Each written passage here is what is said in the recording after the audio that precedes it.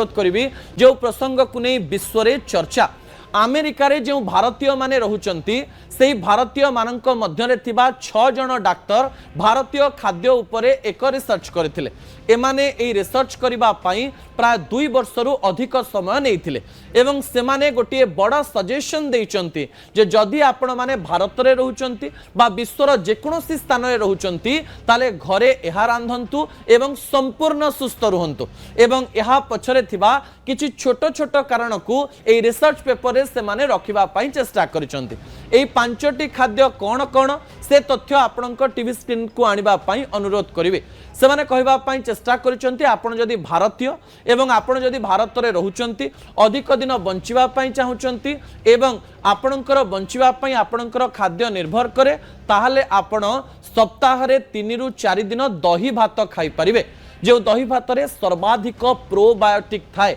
जो गट बैक्टेरिया गुड़िक आपणक पेट को भल रखे मन को भल रखे एवं डाइजेस्टिव सिस्टम भल होउथिबारो आपणक जीवन रे बेसी समस्या आसे नाही पेट सहित शरीर प्रत्येक अंश जड़ित थिबारो आपणक शरीर रे बेसी समस्या देखा जाए नाही। द्वितीय खाद्य हेउची खेचुड़ी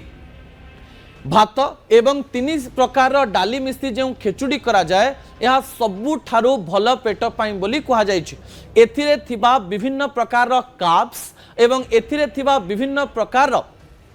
द्रव्य आम शरीर को शक्ति जोगाइबा सहित आमर डाइजेस्टिव प्रक्रिया बा पाचन प्रक्रिया रे गोटे सुदृढ़ता आने अर्थात आपणकर पाचन प्रक्रिया को स्ट्रॉन्ग करे आपण जदि जेते लोक देखिबे जो माने सुस्थ रहिचंती कि बहुत दिन पर्यंत बंचिचंती से माने भात डाली रु तयारी खेचड़ी खाउथवार कथा सामना को आसीचे। तृतीय कथा हेउची भात डाली एवं घी जो माने भात उपरे गुआ घी एवं डाली पकाई खाती एवं अन्य किछि खाती नाही सेही मानक शरीरर मेटाबॉलिज्म बा शरीर रे थिबा शक्ति एवं शरीरर पाचन क्रिया एवं शरीर रे थिबा विभिन्न प्रक्रिया भलरे चालुथिबा कथा एही गवेषणा रे स्पष्ट भाव रे लेखा जायछि। शेष 2टी प्रसंग टीवी स्क्रीन को आनिबा पई अनुरोध करिवि समयर अभाव थिबारु एही प्रसंगटी को शीघ्र आपणक निकटे रखिवि। शेष रे कहा जायछि सकाळर ब्रेकफास्ट बा जेतेबेले आपण सकाळ उठिकरी जळखिया खाउचंती बा राति रे जो डिनर खाउचंती सोइबा पूर्व जेतेबेले खाउचंती आपण रुटी एवं भेंडी भजा को व्यवहार करि परिबे।